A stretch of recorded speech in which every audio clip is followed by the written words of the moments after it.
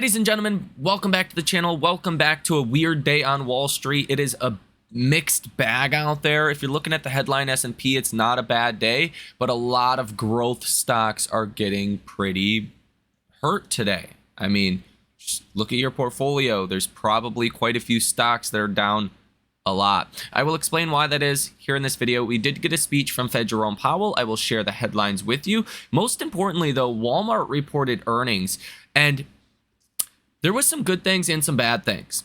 We will go over that, but it's the inflation pressures that could come, long story short, that are likely hurting your higher growth stocks today.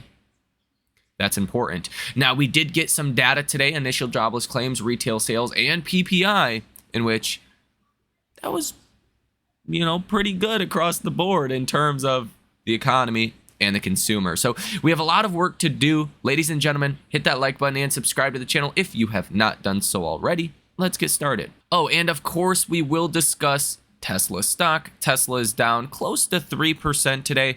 Pretty volatile day, but again, your heavy growth stocks, your high beta stocks are getting destroyed. Like HIMS, down 10%, at least last I checked. So Tesla down less than 3, considering the run that it's had on a day like today, is actually not bad at all. So first and foremost, let's start with Walmart earnings, because I actually believe like this is the most important thing of the day today, even though, again, you had a speech from Powell, you had retail sales, like all of that.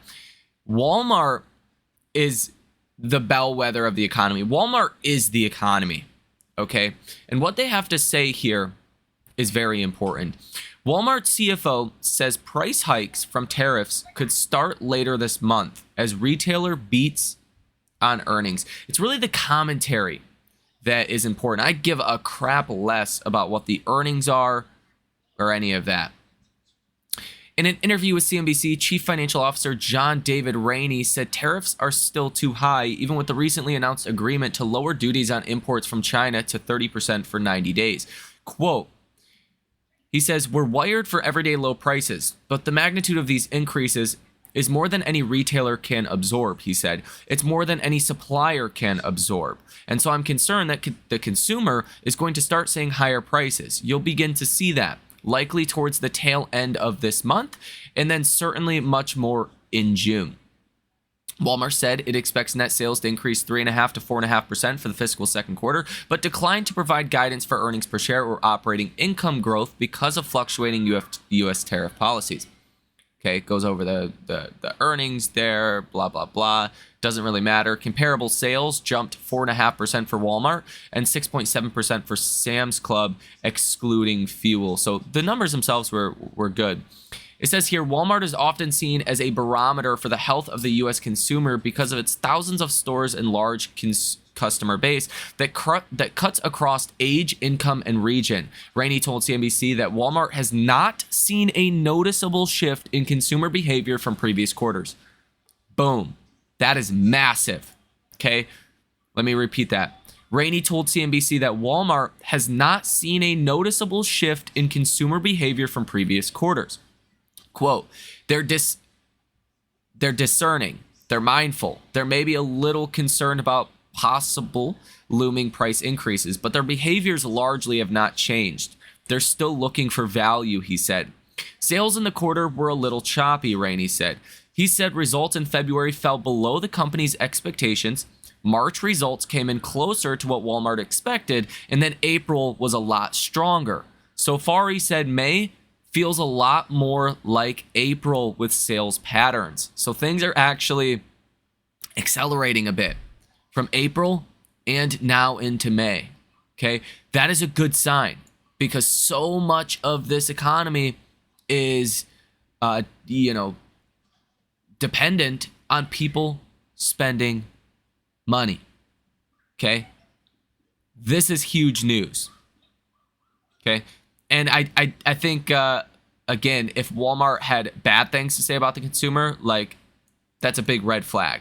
The fact that they're saying consumers are actually accelerating in April and so far in May, yeah, that's better than any other data point you can get on the consumer.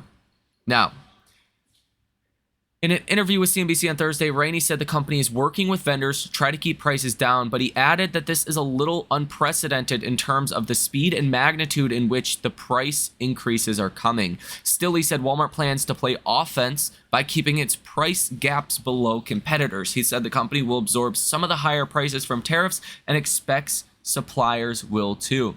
He said Walmart has not canceled any orders, but has reduced the size of some purchases. For example, he said it is buying less of items that it anticipates may sell less because of higher tariff-related prices. So that's the bad, right? Consumers doing good. That's good. The bad news is Walmart says, yeah, we're going to have some inflation coming very soon. Now, Jerome Powell today pretty much said the same thing. Here are the comments. Fed Powell says officials agree that strategic language around both shortfalls of employment and average inflation need to be reconsidered. Powell says the April PCE is likely around 2.2%. He says the framework needs to be robust to many circumstances, including a world where supply shocks may be more frequent and persistent. So they're just really starting to speculate here. Let's be honest, that maybe we're going to have more supply issues from now on. We don't know that. That's an opinion. And Powell says the Fed is undertaking a 2-day review of revisions to its framework adopted in 2020. Powell says that zero lower bounds still a risk and should be addressed in the framework, though it is no longer a base case given current level of policy rates. He also says that revisions to Fed communications are also being considered. That's interesting. Fed Powell says the idea of a moderate overshoot of inflation following weakness became irrelevant given the levels inflation reached. Powell says that certain aspects of the Fed's approach are permanent, such as the focus on inflation expectations. So he's saying other things can change, but that's not going to change. Maybe the Fed, is considering like tweaks to their, how often they speak, could be moving the target for inflation or having discussions of should that be moved now that the economy is pretty well different compared to the 2010s. Again, here is that Powell says it is appropriate to reconsider average inflation targeting. So again, if you have an average inflation target, and, inflation's almost 2% today, fine. You can let it be a little higher. And then during other times, it's going to be a little bit lower, but it should average 2%. Also in the news today, according to a senior Iranian official, Tehran has not received any fresh U.S. proposal to resolve outstanding differences in the nuclear dispute. And this senior Iranian official says sending uranium enriched above 5% abroad has always been part of nuclear talks with the U.S. Also in the news today, China to tighten control over AI data centers. China is clamping down on AI data centers. That is a clear signal for deeper tech decoupling. Global players could face higher cost and logistical headaches as cross-border data flow gets hit, forcing them to localize stacks or risk compliance fallout. Trump's trade war risks a U.S. capital flight, warns hedge fund Elliott. India says they are working with the U.S. in a direction of joint statement on trade. Russia's delegation says they are ready to discuss compromises at talks with Ukraine. U.S. Secretary of State Rubio met with French, German, Italian, and UK foreign ministers in Turkey. Hopefully, maybe could be a little bit about trade. We'll see. Europe needs to get a trade deal done. EU's trade chief Shefkovic says U.S. Commerce Secretary Lutnick and I agreed to accelerate discussions on trade. And he says that he had a good conversation with U.S. Commerce Secretary Lutnick on trade. Trump's rush for AI deals in the Gulf opens a rift with China hawks. Some Trump officials want to slow NVIDIA and AMD sales to the Middle East, according to sources familiar. Jamie Dimon of JP Morgan on recession odds says, quote, I wouldn't take it off the table. Now, as far as the economic data, PPI month over month on a headline, look at this, came in at negative 0.5%. the last month, was revised up from negative 0.4% to 0%. So you came in much lower than the expectation today. Retail sales month over month on the headline was actually revised higher last month from 1.5% to 1.7%, you can see here. And guess what? The expectation was 0%. We came in at positive 0.1%.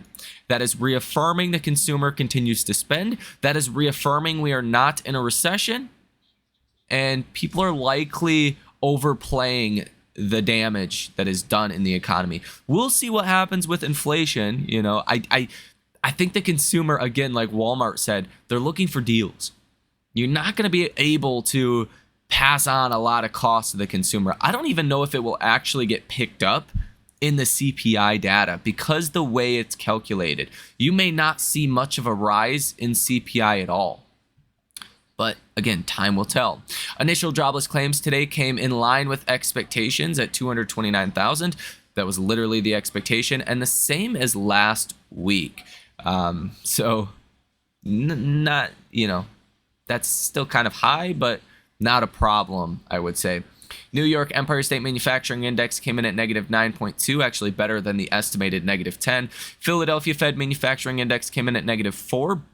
Way better than last month's negative 26.4, and a lot better than the negative 11, which was expected today.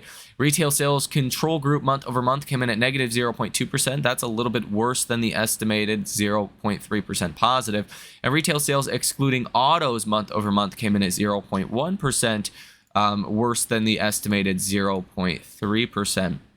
Now, Philly Fed business conditions came in great, 47.2. Last month was 6.9.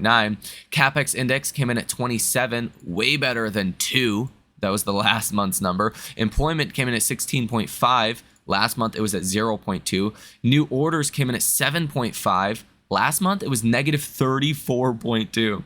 And prices paid, did shoot up as well to 59.8. Last month was at 51. But on net, that looks pretty good. Industrial production month over month came in at 0%. That missed estimates of 0.2%. Capacity utilization actually came in lower than expected at 77.7. The expectation was 77.8. Business inventories month over month came in at positive 0.1%. Expectation was around 0.1%. And the NHAB housing market index came in sharply lower than expected as the spring selling season is not off to a good start. It came in at 34. You were expecting 40. So, I mean, you're at the lowest level you've seen in the last year. You're getting close to the lowest level you've seen in the last 3 years. And again, if you kind of just look at the last 10 years, real estate is still in a very much depressed place. The CNN Fear and Greed Index today largely unchanged from yesterday. You are coming in at 71. Yesterday, you were at 70. Market momentum, extreme fear. Stock price strength is greed. Stock price breadth, extreme greed. Put and call options, greed. Market volatility is neutral. Safe haven demand, extreme greed. And junk bond demand in extreme greed. Now, what some of you guys pointed out in the video yesterday is yesterday's market, you didn't have the greatest breadth, okay? There was breadth divergences where some sectors, some stocks were doing way better than others. Today is the exact same story. The headline S&P is up 0.1%. If you look at the RSP, it's up 0.35%. That is the equal weight S&P, okay? Or like the average stock. But, if you look at growth, I mean, those are not doing as well. Meta's down 1.3%. Amazon's down 2.7%. Google in the red barely. Nvidia's down 1%. APLD down 6%. Apple down 0.2%. There is, definitely some breadth divergence that is taking place today, which is different from what we've seen. Not a huge red flag at this point, but if we do start to see certain areas really outperform, it is a sign that the market is slowing down overall. Although, again, with Walmart earnings, you can't really be bearish on the consumer or the economy with the data that we got today. That's the bottom line. you can be a little hesitant because inflation is going to come to some degree. Question is that going to get picked up in CPI? Is it going to slow down the consumer? Probably not. It's not going to be like 2022 levels of inflation, because why? You're not going to be able to raise prices without hurting demand. There's something called demand destruction, okay? And I know this gets a little complicated. I'll try my best to just say it as smoothly as possible. Demand destruction, okay? Imagine it like this.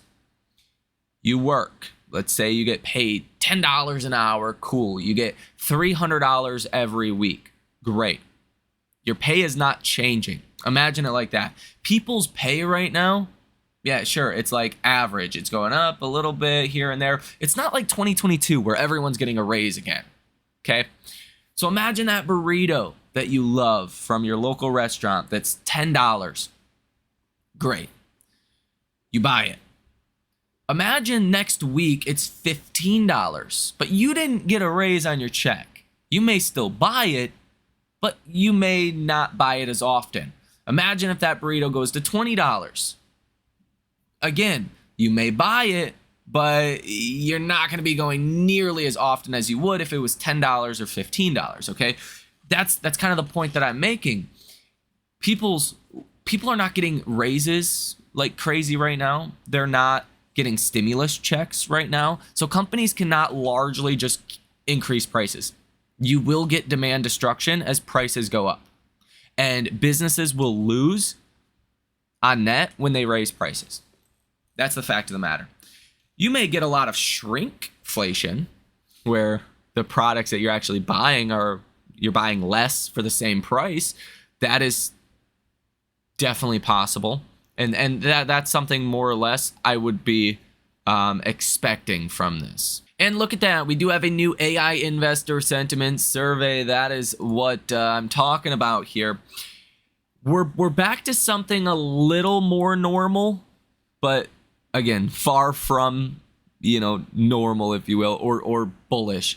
Bullish investors, 35.9%, the highest level we've seen since at least February. Neutral investors at 19.7%. Bearish investors at 44.4%. So bearish investors still outpace bullish investors by about 9%. But this is the lowest number you've seen throughout this crash or correction so far. So people are starting to get a little bit more bullish. But again, if you're looking at this as a reference to, our markets overextended to the upside, is there more room for stocks to move higher? The easy answer is yes. People are not overly bullish right now. If anything, I think people are overly bearish in their expectations. Even the Fed. I think the Fed is way too, negatively viewing of inflation right now versus the reality of what we're going to get. And that's just my guess. That's what I think. I could be wrong. Maybe inflation is going to be a lot worse than we all think, okay? I'm not in that camp. That's not my view, okay? I think largely Wall Street is way too bearish on the state of the economy. I don't think it's going to be nearly as bad as we think, and maybe these trade deals could actually be a positive for U.S. earnings, okay? Inevitably, over the next couple of quarters. Maybe deregulation and lower taxes could be a bigger positive force than most people expect. Just, again, my view. Now, in the news today for Tesla, Joe Tetmeyer caught something interesting yesterday. It was two heavily camouflaged cars driving on the west side of Giga Texas, and it looks like performance variants of the Model Y is what a lot of people are speculating, so that could be coming soon. Option activity today for Tesla, again on the strong side. You have 117 different trades from hedge funds and institutions, totaling about $84 million with a positive order value of 74%. If we take a look at what short sellers are doing today, they are shorting about 240,000 shares. Yesterday, you had almost 1 million shares that were covered on. So if you're just looking at the last 2 days, you've seen a lot of short sellers start to cover. And even what I talked about in the previous video, anytime you get above the 100-day moving average and also break above 70 on the RSI, that's not the end of the rally. Usually it's the start of like on the low side, like 40% rally, 40 to 100+% rally. If we get a 40% rally from the break of the 100-day moving average, you're looking at somewhere in the neighborhood of like the 450s. Okay, so you can get a lot more conservative or moderate with that. Maybe you say we only rally 20% from the break of the 100-day moving average. That still puts you in the range of about 386. 25% would be about 405. 30% would be about 420 for Tesla stock. So I do anticipate that we will see a move into the 400s over the coming weeks. And again, today I think it's just a little bit of a breather for markets. Sure, like Walmart said, we may have inflation. Fine. But largely, consumers doing well. They're actually picking up. Walmart, again, says the consumer is accelerating in April and so far in May. Like, that's what you needed to hear. And I do think there is plenty of room for markets to continue to move higher as more trade deals get announced and as Wall Street has to get repositioned into markets. That's the fact of the matter. You can't be on the sidelines of this market anymore if you are a hedge fund or institution, because we've de-risked a lot with the China trade deal. Once that deal actually gets signed and passed, and hopefully the fentanyl tariffs go on a bit of a pause, so it's only 10% instead of 30%, then it's really even game on from that perspective. So let me know your thoughts again on all of this down below in the comment section. Have a fantastic rest of your day, and I will see you in the next one.